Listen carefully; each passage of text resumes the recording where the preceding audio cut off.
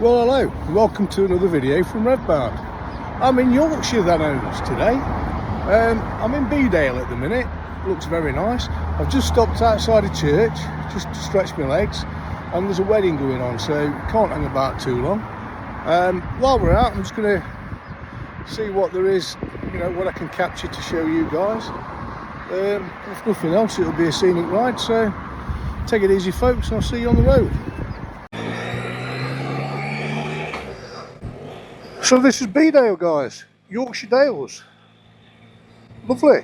It's very busy, being a bank holiday weekend, obviously. Well, I don't suppose it is obvious when you're watching this, it's a bank holiday weekend.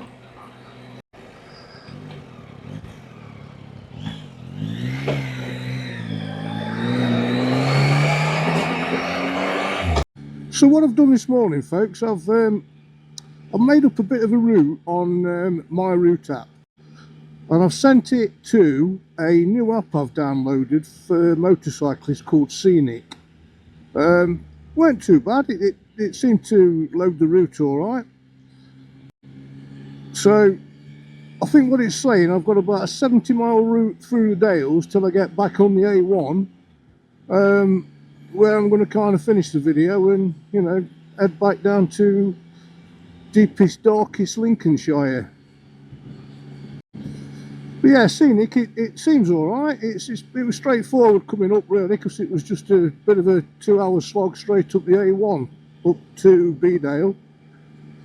But yeah, we'll see what this route's like. So far it's nice and twisty.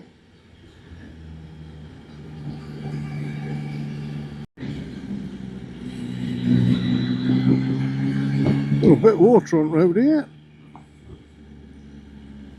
Why is it every time I've got a clean bike I get a shitty patch of water? Keep well left over this Humpback Bridge, nice little river down there. So when riding in the Dales, it's very, very similar to what you get in the Peak District and Wales and places like that. A lot of high hedgerows, dry stone walls, all that kind of stuff you can't really see around. A lot of hill brows, and it's one place where positioning really becomes key. So on these hill brows I'm just keeping left.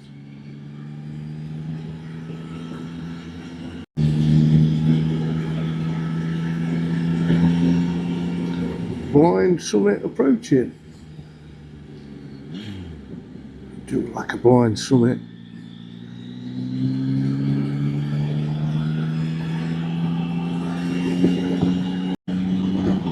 We're proper on the moors now.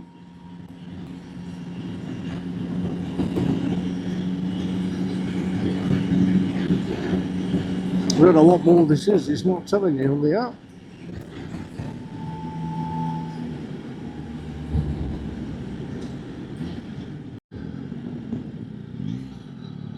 Very nice.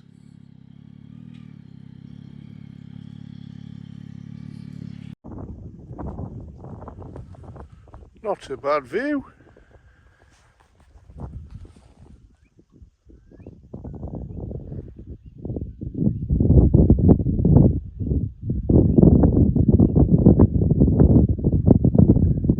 Well, this is good, isn't it? Like being in the Alps. Skelgill Bridge, apparently, this. Shitty road surface. Very nice though.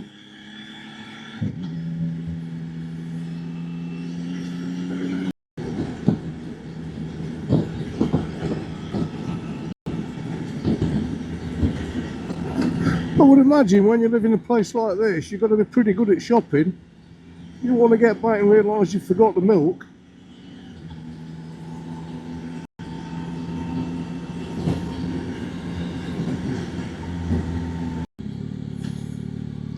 Note my positioning on this junction. A good metre and a half away from that central line.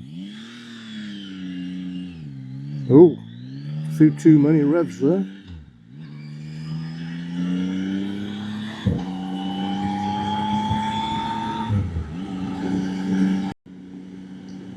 Paisley Bridge.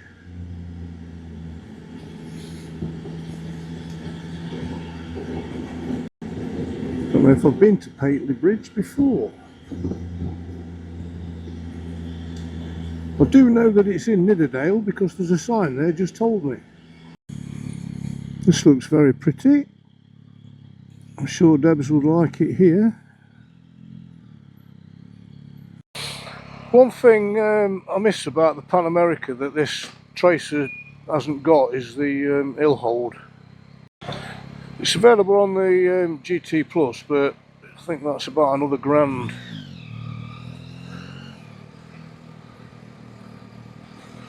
And I thought this was expensive enough, if I'm honest.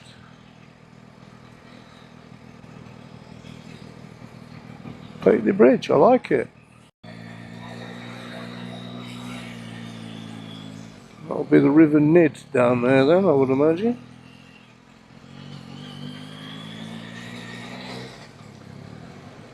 Adventure bike crew. That's it, not many stop for zebra crossing. Take your time, lads. Got all day.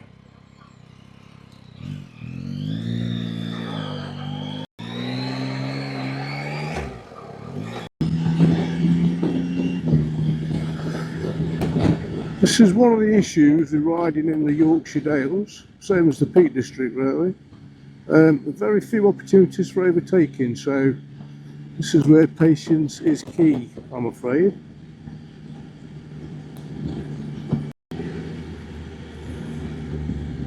What are you braking for? Dude, come on.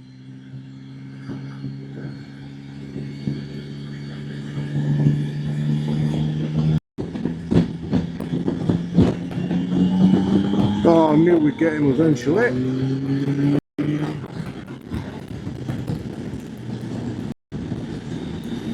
Really is a case of just biding your time till you get a decent opportunity, really.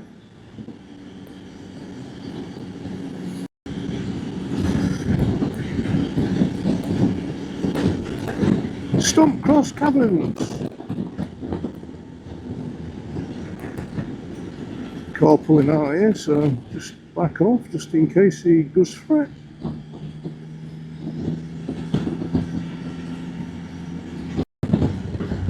We'll have him when we get over this brow. Don't want to be taking off on there. Boom.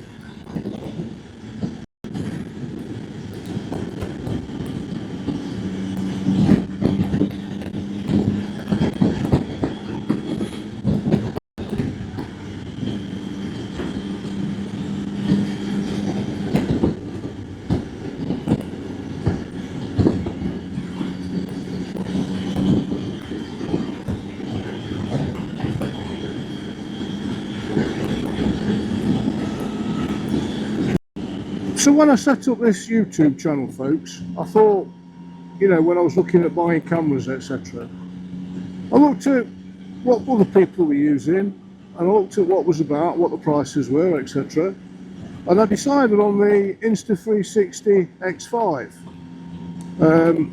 thinking that one camera would rule them all. It does to a degree, but the edit process takes an absolute age. But one thing that the X5 does is it makes objects appear further away than they actually are. Dibble's Bridge. Dibble. I wonder if it was a copper. Anyway, yeah, it makes things appear further away than they actually are. So I did a video the other week entitled something along the lines of mistakes most motorcyclists make. And I was trying to demonstrate how close I was to the car in front. When I watched the video back, I'm like, wow, that looks miles away. It's not, I was only a few feet off his back end. It's just the 360 lenses on this just make everything appear smaller, I think, and further away than they are.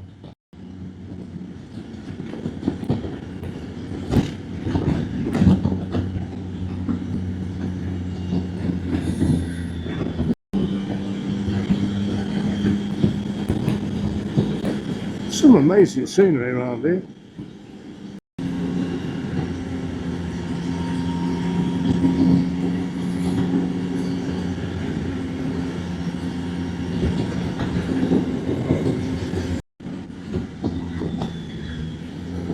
So again, keep reiterating this, I'm sorry folks, but positioning is vital on these tight bends. You know, we're in a national park, okay, so you've got a lot of day trippers, a lot of people not familiar with the area, including myself. So they're likely to be attacking these bends far faster than they would normally, or should be doing, I should say, which obviously could lead them to run wide. So if they're running wide on a bend and we're not in the right position, chances are we're going to take one for the team, so to speak, because we'll certainly be coming off far worse.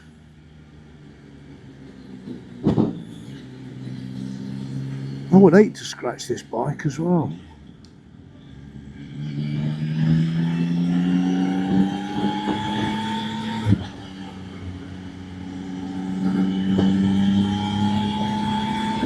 It's weird, isn't it? Invariably we don't care about ourselves, all we worry about is the bike alright?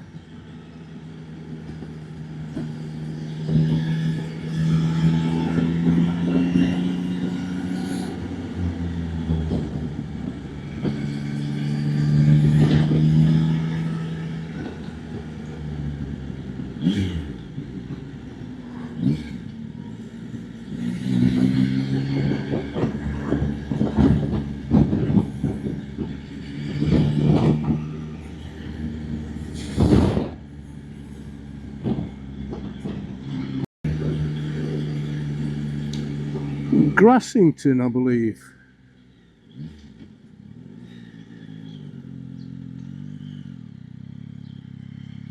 I'll let him through, he's bigger than me.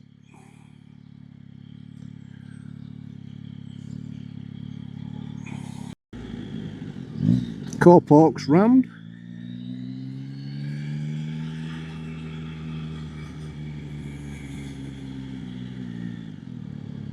Is this lady crossing? She is. Alright, my darling. Nobody else was stopping for you, bless you.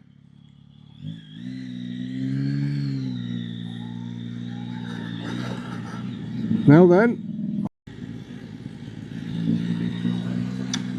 there's a lovely trail by this river. Takes you right down to, well, I don't know where it takes you, but we used to walk it a lot from Apple Tree Wick. Absolutely amazing walk, on a nice day obviously. Turning left here towards Burnsall. I might have turned a bit prematurely there. No, we're alright. Prematurely.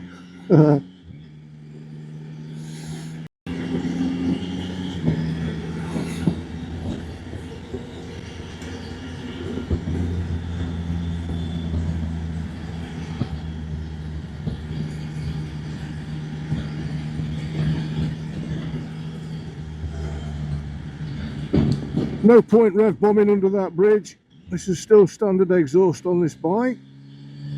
You won't hear it anyway.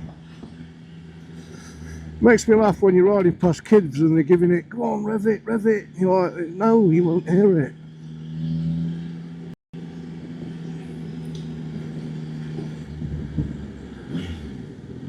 Back in the day when I used to ride at Harley Davidson, when it were working that was, yeah, that used to make a row.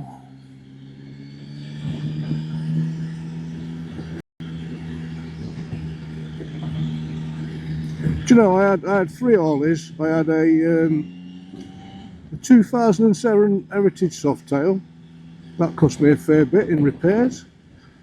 I had a 2018 Electra Glide Ultra. That also cost me a fair bit in repairs. And I had a Pan America Special 1250. That bike was, when it was working, it was a missile.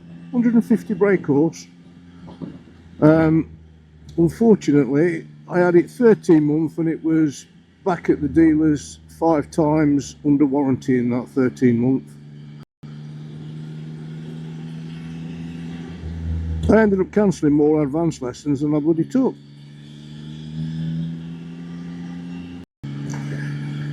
We went to France a couple of years ago on the Pan. Deb was on the back, and we stopped at a dealer's in Le Mans, I think it was, Harley dealers. When the dealer principal came to greet us, offered us a drink, I asked what bike I was riding. He says, Pan America. Straight away, the look of concern on this, well, there's a lady actually, the dealer principal, on this lady's face. Is everything okay? Is everything all right with the bike? Yeah, it's fine, it's fine. And the look of relief on her face, you know, that she didn't have to fix something on the hoof. Anyway, so that was in Le Mans. We got down to Dordogne and fuel pump packed in. But it didn't actually pack in, I'm exaggerating a bit. It started squealing like a banshee. So it was well on its way out. And it was, every time I started it up then, it was like, you know, your fingers crossed it got you to the next destination. Thankfully, in the Dordogne, we were staying in a little gîte down there for a while, so, and to be honest, most days it was too bloody hot to get out on the bike. So it was just a case of chilling out in the pool, or by the pool, or whatever. But yeah, the journey back was a bit fraught. It got us home though, to be fair. And then it was back at the dealers for another fortnight waiting for a fuel pump. And I think, as I remember rightly, they told me that they was doing 3 that day on Pan Americas. 3 fuel pumps in one day. Can you believe that? Alright chaps.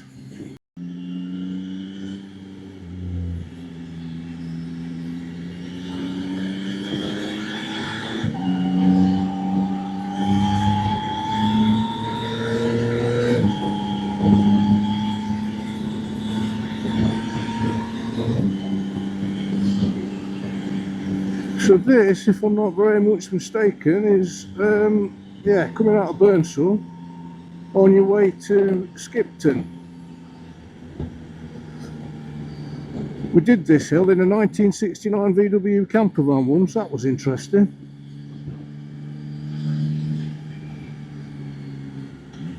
With its original single port engine. To be honest, I never worried about getting up these hills. I worried about stopping when you got to the bottom of one.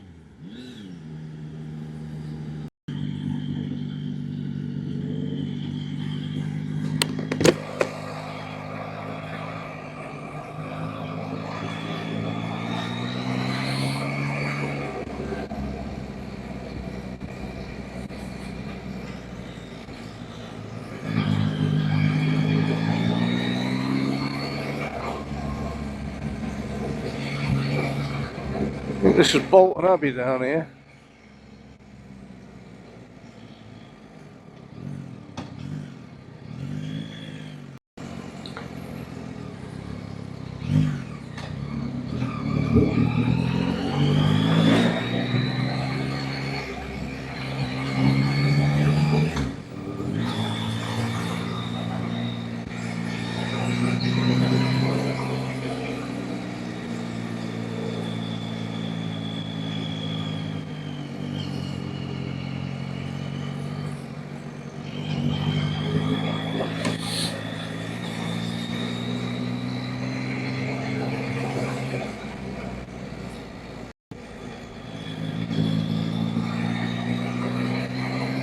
So this sat-nav app I'm using, Scenic it's called, don't tell you to turn left, it tells you to move left or move right. Threw me a little bit when we set off, if I'm honest.